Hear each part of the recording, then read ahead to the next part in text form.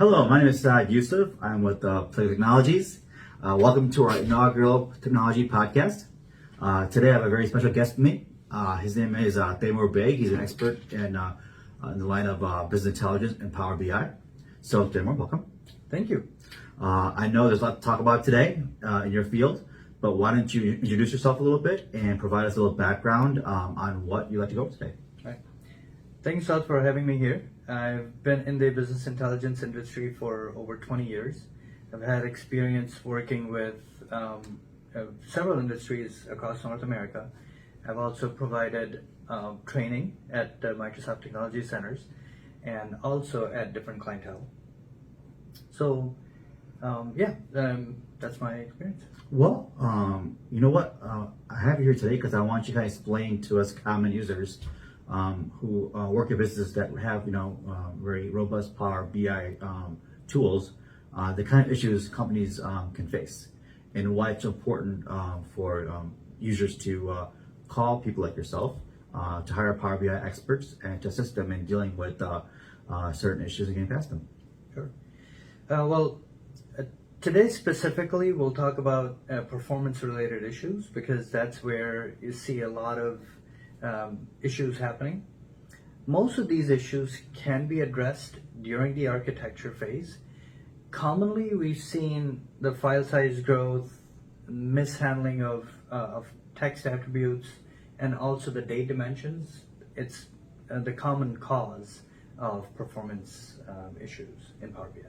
Great. So if you don't mind, can we fire your light up a little bit and you can kind of go over the most common issues for us and kind of show us what you're talking about? Sure, no problem. Let's go. Okay. All right, so we're going to talk about this Contoso sample sales database. The dataset is connected to a SQL Server, which is a Contoso database provided by Microsoft. I've added some additional rows into it just to expand a little bit bigger. What we're going to do is we're going to go into Performance Analyzer and we're going to turn on the Performance Analyzer. Also, we have a blank page intentionally just so that we can monitor the page load of our report.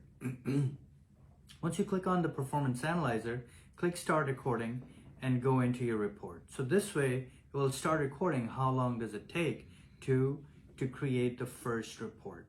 Now, if you notice, it's taking a good amount of time. We're going to expand on this matrix and copy the query into the clipboard. Now, where I just went is DAX Studio. It's an additional add-on that I downloaded. And here we're going to connect to our Power BI data model that's open. And once you click Connect, you just right-click and paste the query into the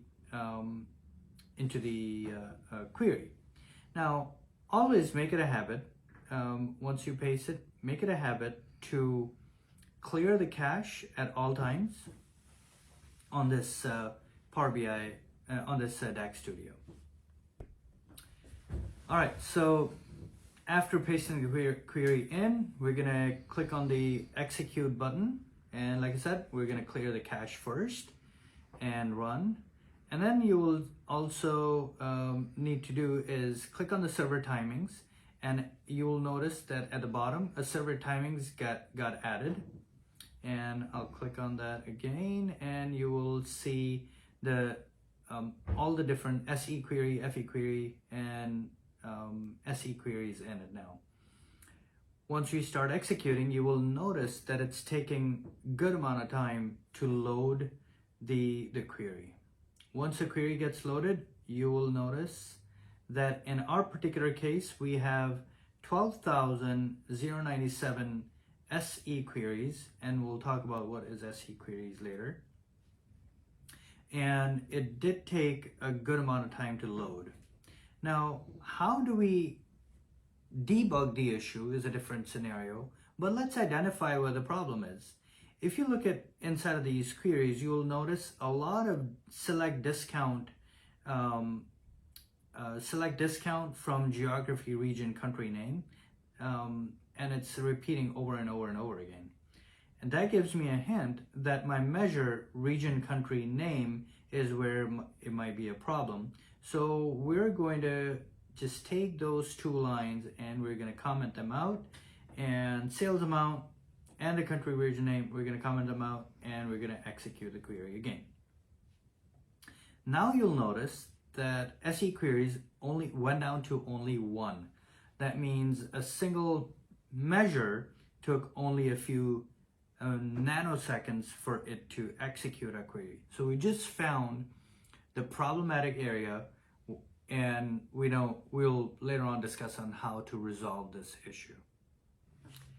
All right, so second problem we're going to address is the date. Now, if you notice, I just downloaded and installed a Vertipaq Analyzer, which is a very nice performance tool, and it comes up in an Excel. So we have, number one, we have the sales fact table that you're looking at. And then also, if you notice, we have multiple local date tables. So if you notice, we have 1, 2, 3, 4, 5, 6, 7 local date tables. Now, how did these date tables come across? They came across because we have the date intelligence inside of Power BI enabled. Also, if you notice row number 29, we also have our sales key, which is generating a big amount of space. So we're going to eliminate these two issues. So first of all, we're going to go open up our Power BI file, and as you open Power BI, there's going to be an options and settings. So click on File and Options and Settings and go into Options. Once you go into the options, you will have two places where you can remove the automatic date intelligence. So first, you can remove it from the global settings, and then and at the bottom you see the time intelligence, which is auto date time, and it's on. And then also, if you go into the current file and click on the data load, you're going to see the time intelligence turned on here as well. So we'll just turn it off for right now from the local file, turn off and click OK. And now let's close our Power BI file and reopen it. So first thing you are going to notice is the file size, and also you will notice that the hierarchy at every date is eliminated. All right, so this will resolve our date dimension issue. So it's recommended not to have the hierarchies enabled for all the dates that you have. Instead, create a hierarchy from your time intelligence yourself, and then utilize that in different places where you want to use the date hierarchy. After getting rid of the date dimension intelligence, what we're going to do now is identify what columns are in our Power BI file that are taking up space and we don't need them. So looking at this Power BI file, we identified we actually need the sales key column to create relationships, but we do not need the sales amount column in row number 28, looking at the Vertipaq Analyzer. So let's go into the Power BI file, look at the data model itself. If you notice, all of the keys are hidden from the users. Users don't need to see it. And then the sales amount column is not utilized anywhere. So what we're going to do is we're going to take a look at this sales amount column and get rid of it. So right click or click on the ellipsis by the sales amount column and click on delete from model. Click yes, and now the Power BI will refresh itself and one of the columns is gone. Now, just to remind you, the sales amount column contributed to about 9.3935864 megabytes of actual utilization, space utilization. So you are eliminating a good amount of space from your Power BI file, and it will help with the load timings.